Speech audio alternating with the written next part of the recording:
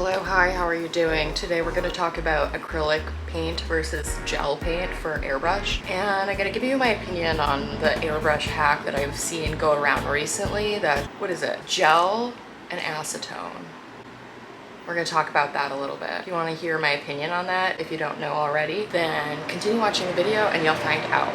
Also, this is my microphone. It makes me feel less nervous. And also, hi, I'm back. If you are new here, my name is Cheyenne. I like making nail videos because I do nails. I've had, I don't know, like 6 years experience, a little bit more. In the nail industry, I usually do natural nails, but I'm not opposed to doing any nail. I like all nails. I like toenails. All nails. They're my favorite. So anyways, continue watching or not. Bye. Okay, so these are two really popular products for doing airbrush on nails. This one is an acrylic paint, and this one is a gel. This one is HEMA-free, which is really good. And the airbrush setup I have is pretty simple. This one is just from a hobby store, and if you see my videos where I make speckle paint, this is the thing that I turn to make the air less, and then it makes the speckly effect, which right now I think is so cool because, like, I don't know, why wouldn't I think it was cool? It's fine, it's like a little heavy, but I'm literally just doing nails with this. And if I didn't say, this was like $35 or $40 at a hobby store.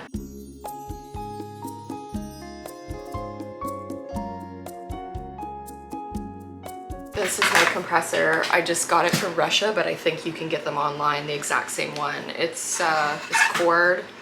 It's much better than the ones that are battery operated that you like use on your hand, at least in my opinion. I think it's like kind of clunky. Have switched over to mostly using acrylic paint. Personally, I find it easier to use because I want to add extra colors and I don't necessarily want to have to realign the stencil. And that would be my main issue with air gel, is just that realigning the stencil is really hard for me, and then I don't get the exact results that I want. With the acrylic paint, you don't have to really take the stencil off. You can just spray on top. And the reason why you have to remove this stencil for the air gel is because you have to cure it afterwards. You can't cure it with the stencil on because then it gets stuck and it creates a weird ridge.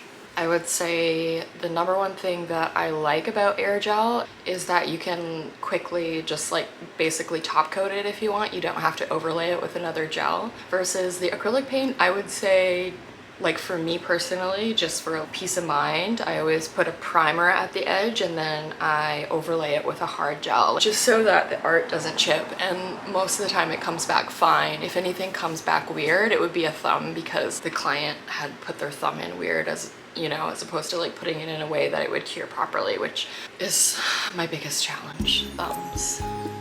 I've also tried air gel by Apron. I mean, it's basically the same idea as air gel from Japan, except for I don't like the formulation. I'm allergic to it. I don't know if they've changed it or if they would consider changing it to HEMA-free. It's quite watery, and it's probably good for people who just want to do an ombre, but maybe not like a saturated stencil.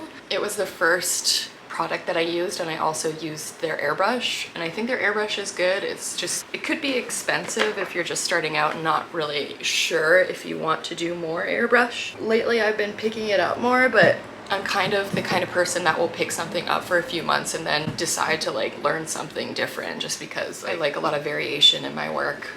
Trying to think what else. Yeah, these air gels come in such cute colors, but if you're in Canada, it's actually really hard to get them here. I had to use like a courier service. So I got it shipped to the courier service and then they shipped it to me. And that can be quite expensive. It's like better to like buy a bunch all at once instead of like maybe buy 2 colors and spend a bunch on shipping if you're gonna do it that way. And then with the acrylic paint, there was like some issues during the beginning of the year. Got mine from the US. I know that there's some US sellers of these paints, but I can't remember where.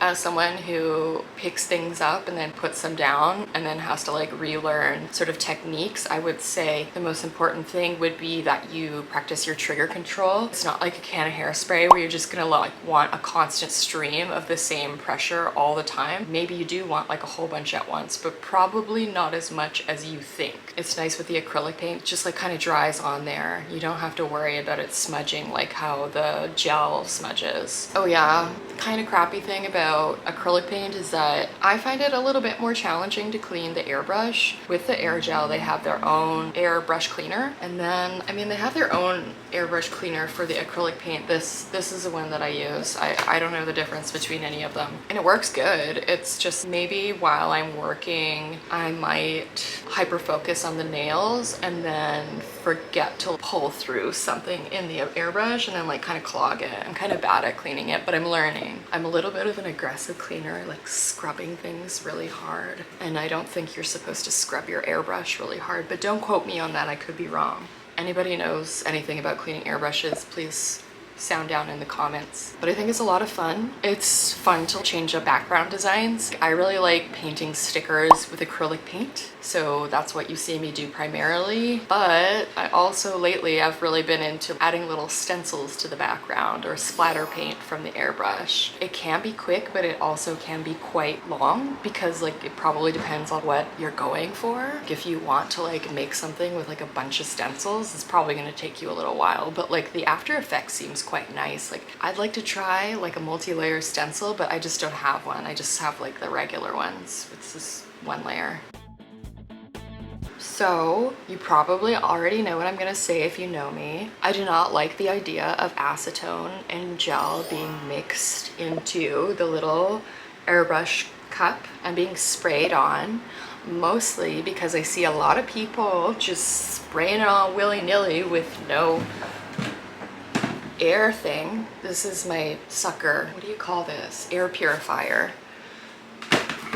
You guys know I'm allergic, so I'm obviously going to be very vocal about you should be safe, but also you should be safe. A lot of gel polish is like not meant to be aerosol. This one for sure. Japan, they know their shit. They always make sure their formulas are like pretty safe. They have very high standards for their labs. And then acrylic paint, it's pretty non-toxic for you. Acrylic paint is not going to get on your skin and cause a huge allergic reaction. Took a chip break. Sorry if I have chip breath. I know a lot of people are gonna think it hasn't happened to me yet, so I don't have to care. And yeah, that's what I thought too. Not saying it's gonna happen to you, but just have to be careful about overexposure. Do you remember in like 2017, a lot of nail people had cool lights in the background on YouTube. I'm ending this video now. It's another day, and I just wanted to say thank you for watching, and I hope that you enjoyed this video. Let me know if you would like to have another video like this and what it should be about, and subscribe to my YouTube channel. If you do not follow me on Instagram, it's Nailfriend by Shy, and I usually post stories when I'm working of the nails I'm doing. I'd love to see you there. I'll see you next time. Bye.